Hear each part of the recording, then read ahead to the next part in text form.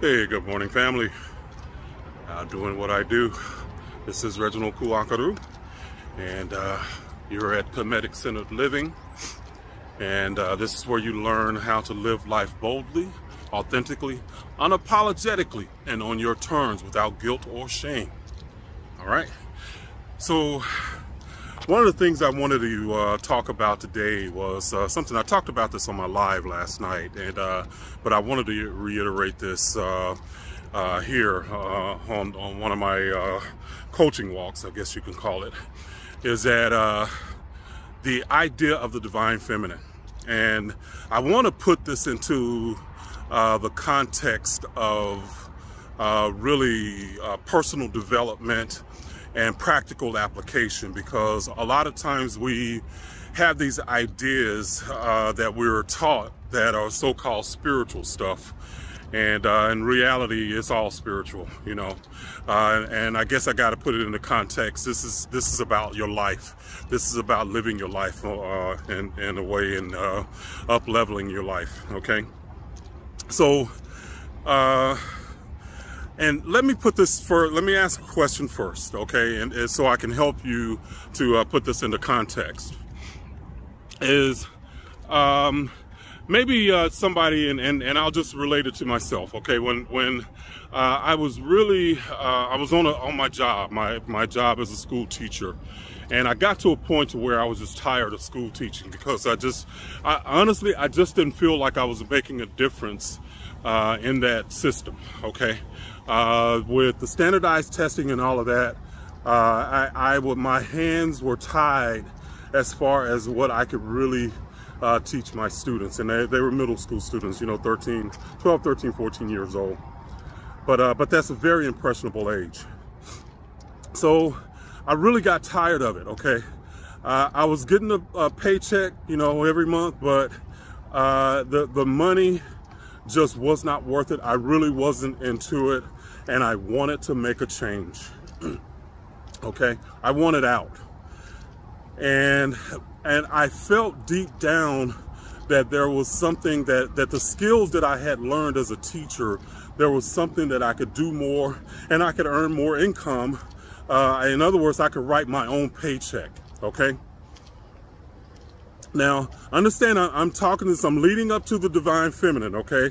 And what this means, and I'm just kind of setting the stage here, okay? So, my belief, underneath all of that, my belief was that I could do something better and I could do something different, but I didn't know what at the time, okay? And I had started studying this knowledge, but I didn't necessarily know what to do with it, and I knew that it was something that other people needed. Now, let's go to the divine feminine, okay? And I'm going to put this in context. Most people will tell you that the divine feminine has something to do with women, okay? That they put it in the context of women have divine feminine and men have divine masculine. Wrong, okay? And this is going to make sense, so stay with me. This is going to make sense. Just use common sense and tell me if it doesn't make sense to you, okay? Of course, if it doesn't, shut me off and you don't have to ever listen to me again, okay? Now, understand that when the ancients, we translate ancient text, people are using their creativity to try and put it into the context of our language today, all right? So when they're talking about the divine, the idea of divine, understand first, divine simply means universal, okay? That is something that's universal to us all, whether to all of humanity, to all of creation. It's universal, okay? So the divine feminine is something that is universal to humanity. It doesn't matter if you're a man or a woman. The divine feminine is something that is in the context of us as beings, as human beings, okay? So that's the first thing to understand, that when people are talking about divine feminine energy and stuff like that, understand it goes deeper than divine feminine energy. Now, what I am telling you, this is another thing that I get, is people will ask like, well, what book did you get that from? Okay? As if, in other words, I'm just regurgitating something that I read from a book. And guys, my insights do not come from a book. And that's what the ancients were trying to basically express and taught, is that your insight, your wealth of information does not come from something that you read, okay? The words can't communicate all the knowledge and information that is needed to gather insight and to gain wisdom, okay? So when we're talking about the divine feminine, understand that this idea is first, it's represented by a female, but the female is more, it's a metaphor, okay? And it is put in the context of using the female body to express a more abstract metaphysical concept, something that is above and outside our physical experience necessarily, okay? So in this context, one of the ways that you can look at it, and I've said one of the ways because people want to take these ideas and give them one single interpretation, and that's it. Again, that is wrong. That's not how the ancients developed their symbolism, okay? It goes a lot deeper. And I talk about this in my class, the Esoteric Christ, my course, the Esoteric Christ, and get a little bit deeper. But we're gonna stay on the context of the divine feminine. So using the female anatomy, where does creations come from, okay? In other words, when something is birthed, or using the analogy of a child that is birthed into the world, it is first in the womb of the mother, okay? So in this context, the divine feminine is where any creation or any creative aspect is birthed. So when I was wanting to basically do something different, I had to tap into my divine feminine wisdom and figure out what I was going to do. I had to go through a creative process. And what came out of that creative process is something that we call the divine feminine, is where that creation is birthed from. I don't care whether you are a man or a woman, okay? Men birth ideas into the world just as women birth children. Women birth ideas into the world just as women birth ideas in the world just like they birth children. The process is the same no matter whether it's a child or a business or a building or an invention. It is the same process, okay? And your divine feminine is where that process or that creative process happens, okay? Again, whether you are man or woman, all right? You're not gonna hear this in a book, okay? The way I'm explaining it. But I'm asking you again, just to use common sense and question yourself, question me. Does it just make sense what I'm saying as far as the divine feminine? There is a reason why the ancients used symbolic language to express ideas, because a lot of times written word could not express the idea, because it was meant to have you tap into your own insight. That's why symbolism was used, okay? When we had these ideas written down, like in the Bible, what you're getting is actually esoteric knowledge that was written down.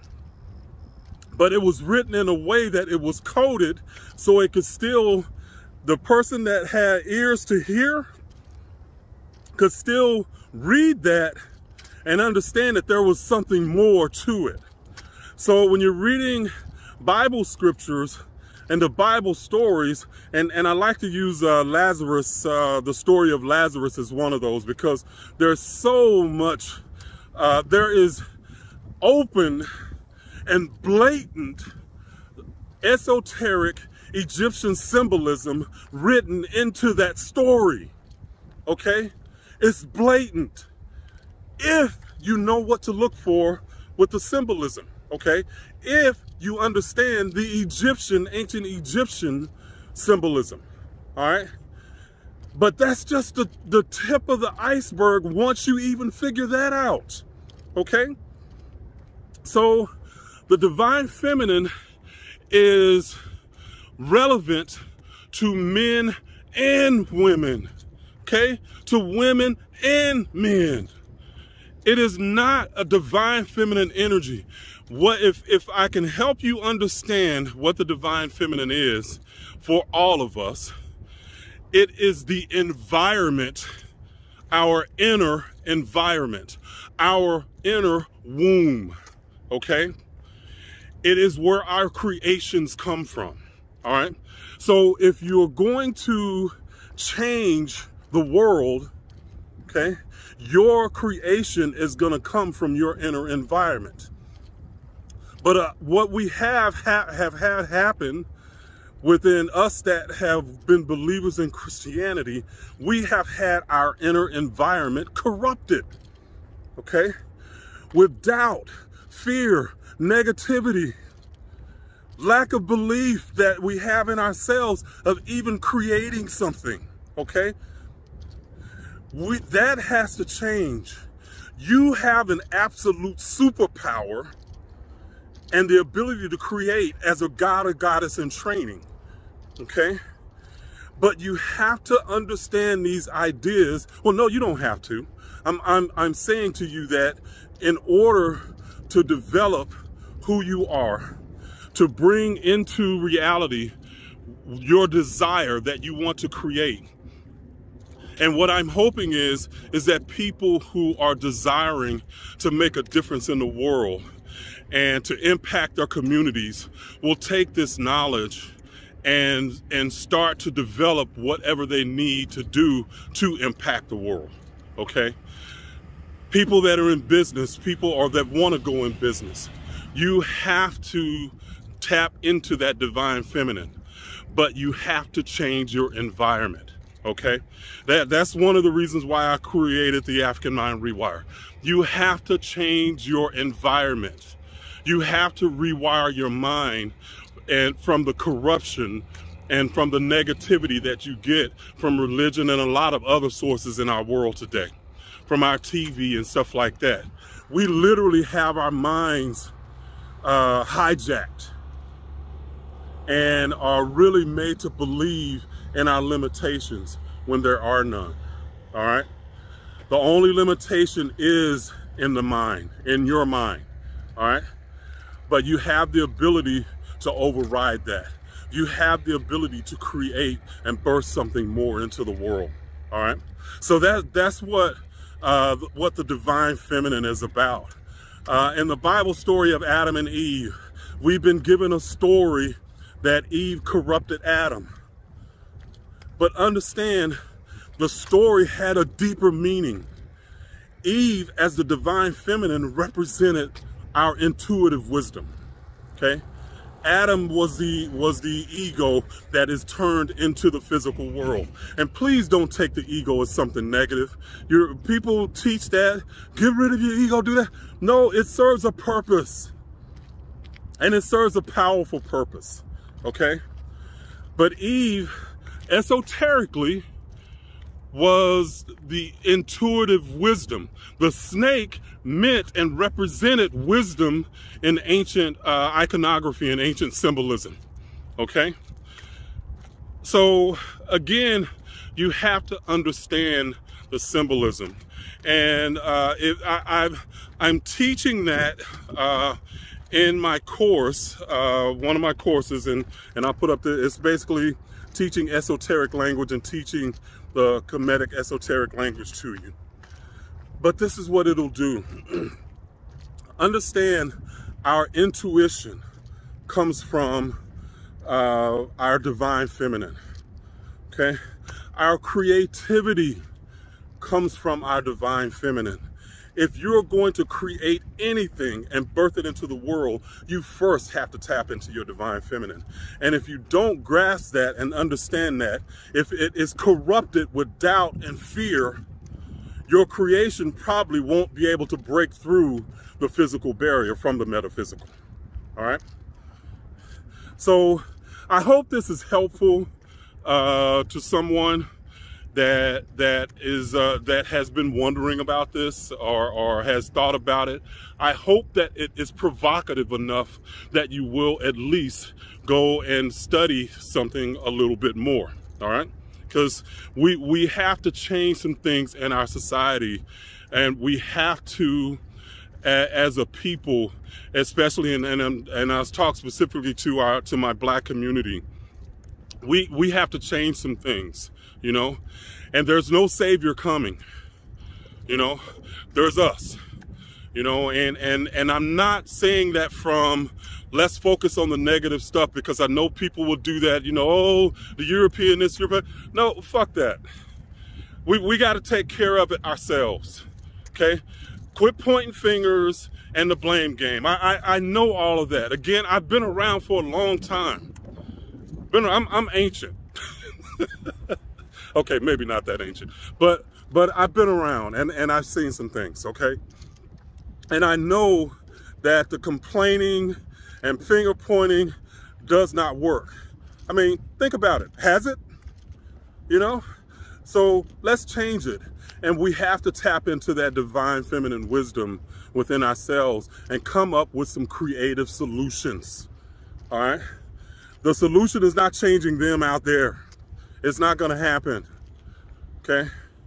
The solution is you understanding your creative ability and having an environment with the confidence to bring forth that creation from the metaphysical into the physical. That's what's going to need to happen. All right? All right, guys. I'm going to be signing out. Again, this is Reginald Kuakaru at Kemetic Centered Living. I hope this wind is not too much. It's starting to get a little bit chilly now on that walk, but I like it. But y'all have an amazing day, and I will talk with you another time, okay? All right. Y'all have a great day. Bye-bye.